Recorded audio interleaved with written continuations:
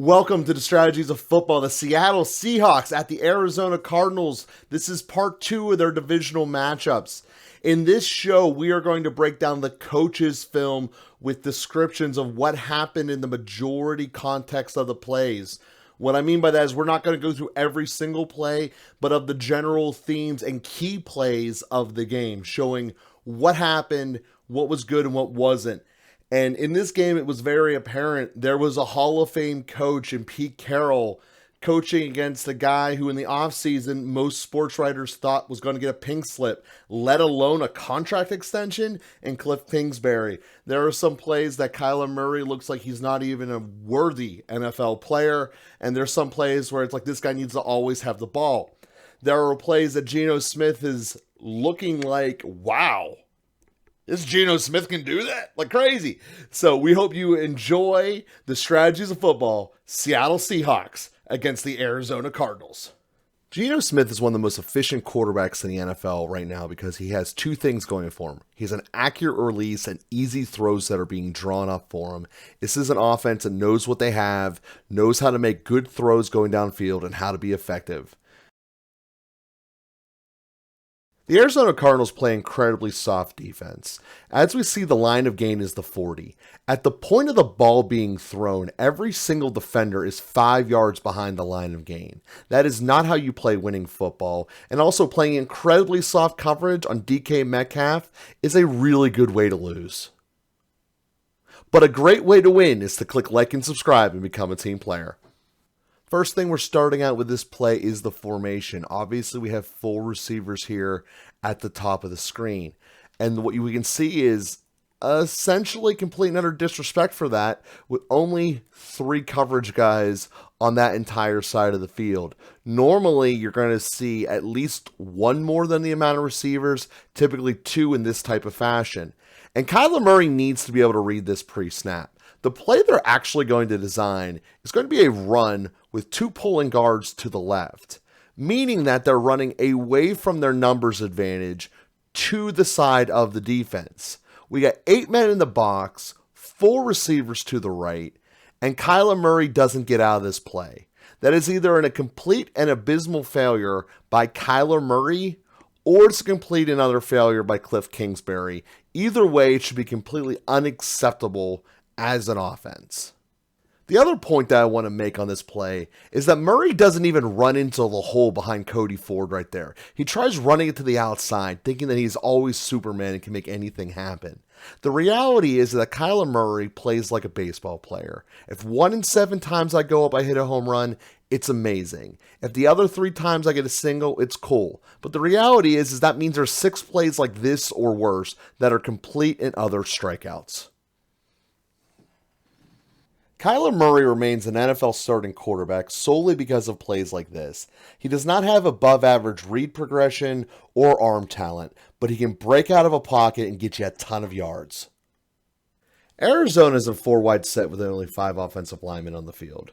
Typically what defenses do is they match defensive backs to equal the amount of receivers you have plus 2 safeties. In this case, they do not do that, making it extra linebacker here on the field. Given the fact that Arizona then chooses to run the ball through this formation, it shows 2 key things. Either Kliff Kingsbury doesn't trust Kyler Murray to switch out of plays, or he just can't. And it also shows that the most important player of the Arizona offense is James Conner. Because if he cannot break tackles, nothing would help them from the incorrect play decisions that come from the combination of Kyler Murray and Kliff Kingsbury. James Conner is by far the most important player on the Arizona Cardinals. We hope that you like our video. Click like and subscribe. When Hopkins has had his best games as a Cardinal, he puts himself in the spot on the field that Kyler Murray likes throwing to. The short flats or wide open on a curl route. And it's a very different experience than when he played with Watson. But he's able to make himself much comfortable more than any other receiver by far in this Arizona system. And just doing crossers where no one can chase him because he's so elite is a really good way to be all over Kyler Murray's radar. We hope that we're all over your radar, and please click like and subscribe to get more of our content. Yeah, you just can't cover a crosser like that. There's a really big chicken or the egg question going on with the Arizona Cardinals. Every time they went into tempo, something went wrong, whether it be snapping the ball over Kyler Murray's head, mental mistakes all over. So is this just your center just isn't good and this is the only snap he missed and it happened to be while we were going no huddle? Or is this team just not prepared to do basic things of football? Please click like and subscribe. It's not a surprise that Seattle's a great running team.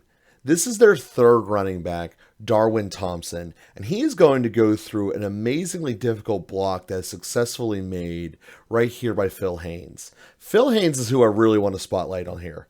He's the guard right there on the left side of your screen, right guard as we're talking about the line. And he's going to do a reach block to a guy that's completely outside of him, turn him in, and hold it. Yes, Thompson makes that great jump and he gets all the highlight reels and SportsCenter loves it. But it's really this Haynes holding the point of attack to make some awesome things happen. Please click like and subscribe to become a team. In this play, Seattle is going to be drawing up a zone play where the goal of the offensive line is to create a wall down the field for Walker to follow through and go up. In this particular version of the play, they chose to 100% not block J.J. Watt. And long story short, if you get on the other side of the wall, it is your 100% responsibility to make the tackle. This is a play that back in Watt's prime, he made every day, no questions asked. And he just can't run down Walker. So at the end of the day, yeah, huge play, big gain, should have been a loss. And unfortunately, I think the Hall of Famer's done.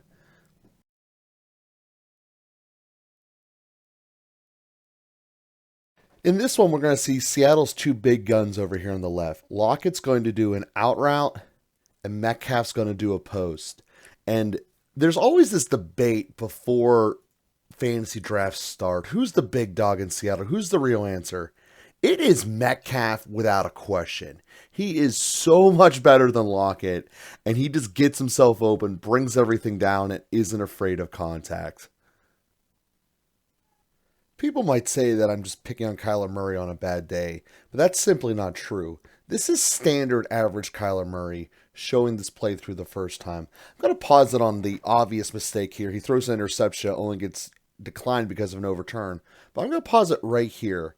In this moment, we have three receivers that are open. The one in the flat that could be going to the first down. The backside post right here, ball should be put on the 30 right now. Or if he wants to go underneath, he can put it right here. Why we have three receivers going to the same side of the field is just a bad play design, but nonetheless, they are actually open. So the thing is, Murray doesn't trust throwing the ball into an NFL window. It has to be college open or in the flats. It is very predictable, and that is why he is a very limited quarterback, with the exception of his legs. We hope that you enjoy our content, and we look forward to you joining us as a subscriber of Local Football Flavor.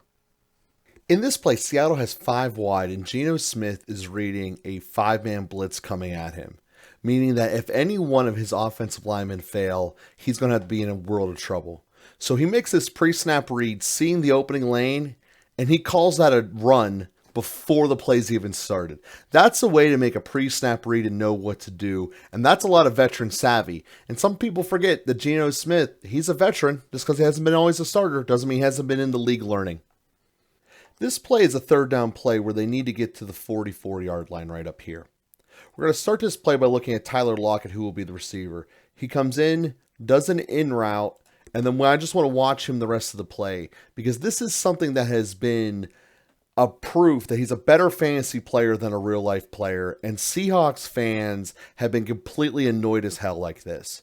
He dives to the ground 2 yards short of the first down so he doesn't get hit. Instead of dropping his shoulder and playing football like every other one of his teammates, playing like a man to get the first down, he plays like a baby like he doesn't want to get hit. He looks like Wes Welker, and he looks like he should be a Patriot, except he doesn't get the first down. Kyler Murray can connect to any pass that's college open, just like any quarterback in the NFL. The problem is that Kyler Murray kind of only completes passes that are college open. So in this one, we're going to see that Kobe Bryant just cannot keep up with Rondale Moore, and it's an wide open, easy pass that every professional should make. Just we wish we saw more out of Murray's game, being willing to throw into NFL-style passes instead of just wide open college ones. Please click like and subscribe. For Kyler Murray's entire life, he has been the most talented person on the football field, allowing him to do plays like this. But it brings together a much interesting question when it comes time to drafting. Would we rather have the guy who's been able to rely on pure talent his entire life and never had to truly develop the refined skills of the position, like throwing the ball into NFL coverage, or do we want to have a guy who's less overall talented but has worked and grind to figure out those skills? The legacy of the Kliff Kingsbury Kyler Murray Cardinals can really be summed up in this play. First, we have two receivers that, while drawn in not ideal complementary routes, are NFL open at the back of Kyler Murray's route, and he's unwilling to throw to them. And the end result is Kyler Murray has to be Superman and take everything upon himself because he chooses to, and this is what happens. If you don't put in the time to learn the plays, become disciplined. In this play, the Seattle Seahawks are clearly in a running formation, and they're going to do a play action up the middle here. And the problem with this is that each and every single one of their offensive linemen immediately drops in their pass pro set. And as a result, the Cardinals do not bite on the play fake. So if you're in a clear running formation in which you have three members in the backfield and only two receivers out wide, if they get covered, game over, man. On this play, we're going to give some love to the defense. Mone is going to create a gap by going all the way hard to the left for a stunt move that's going to be fulfilled by Uchenna Nwosu coming back around the other way. Now, this play has a couple of things going for it. First is that Seattle is incredibly disciplined because Nwosu's eyes never leave James Conner. And as James Conner does his play fake across, you actually will see Nwosu do a little pause before killing the lane. It's incredibly good discipline by Nwosu and incredible strength by Mone to make this happen. Mone actually takes out three blockers to allow Nwosu to essentially come in unblocked to crush Kyler Murray. It's just a great play all the way around by the Seattle defense.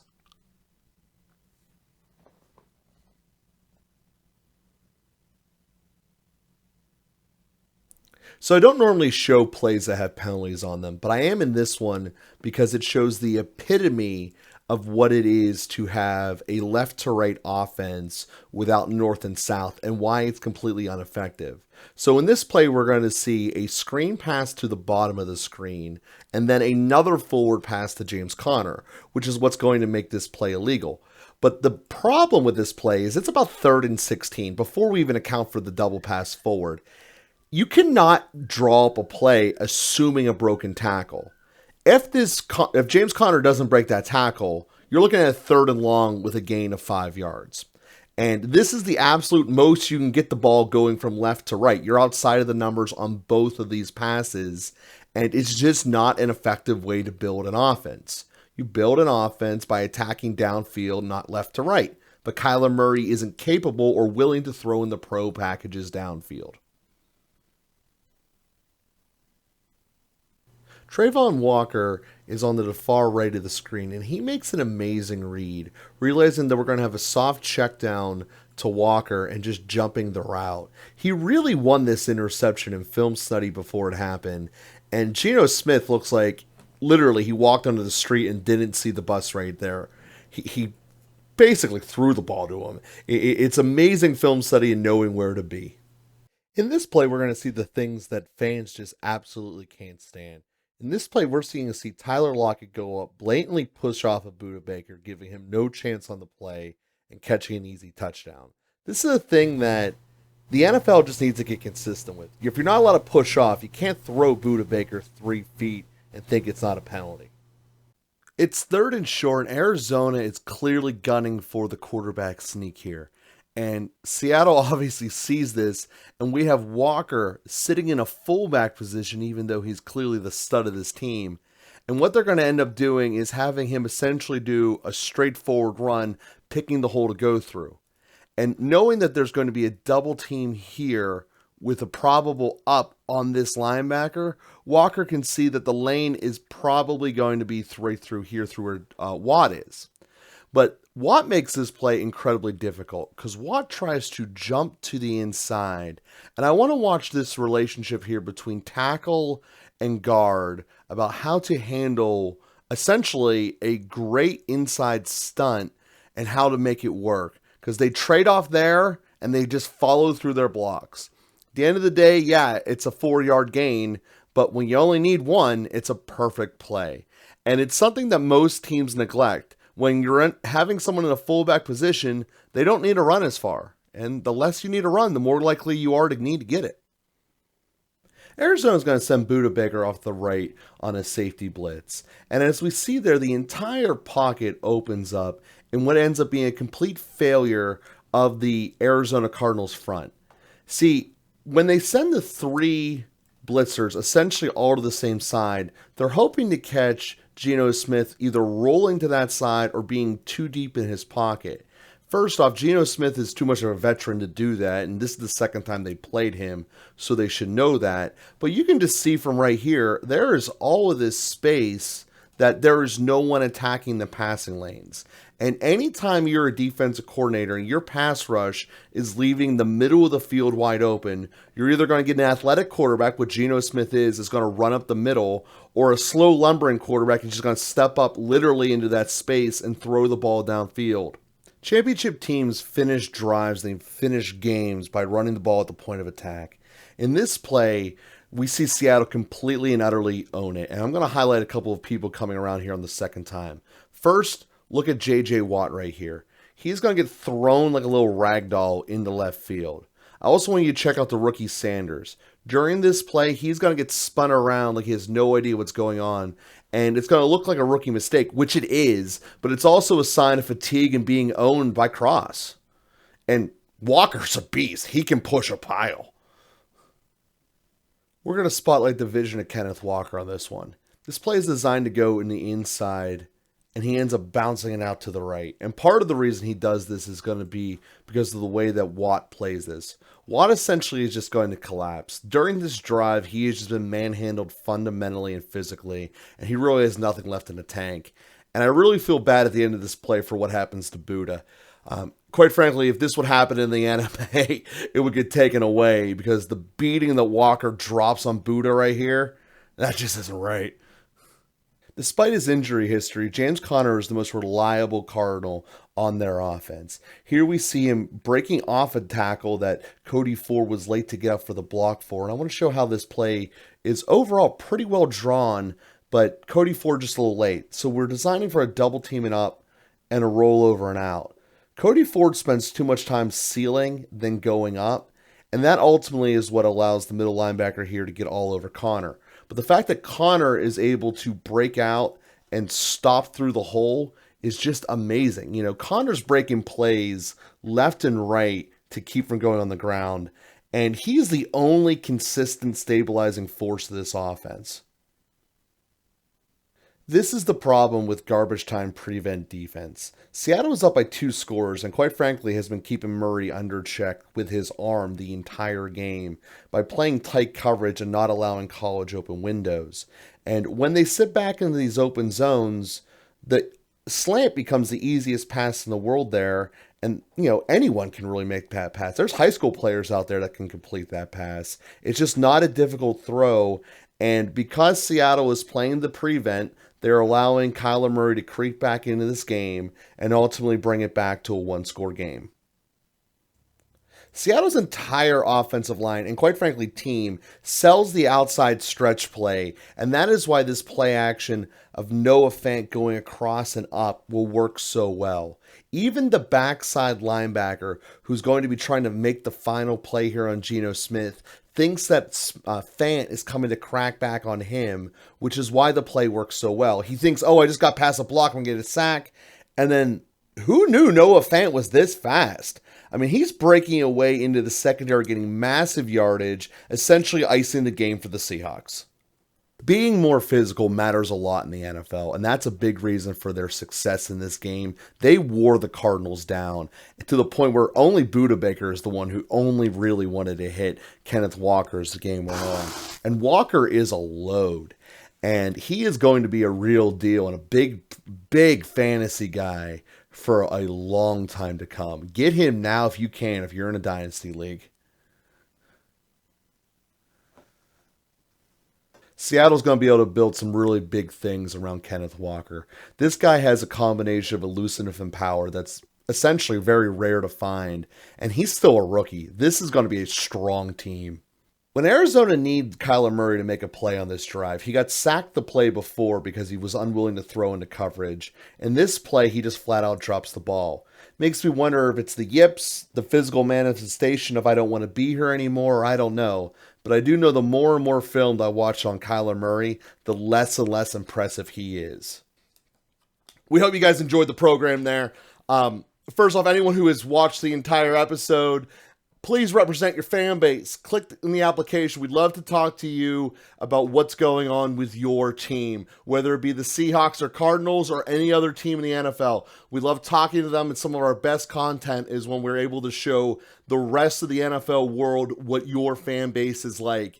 And it's a chance to put everything on spotlight. So we hope that you would want to click apply to that. As always, please be a team player. Click like and subscribe. If there's anything you wish that we did differently, wish we would do in the future, leave us a comment. I want to make this show as accessible to the NFL world as possible. And like I said, drop us a line. Obviously, some people are going to be upset by some things I said, and I apologize if I read anyone's name here incorrectly. And just the virtue of doing the show with this many plays and no staff except for myself, occasionally I read the wrong name, so apologize for that up front, but we thank everyone for being with us, and we'll be with you again for the next Strategies of Football. Stay tuned on Local Football Flavor.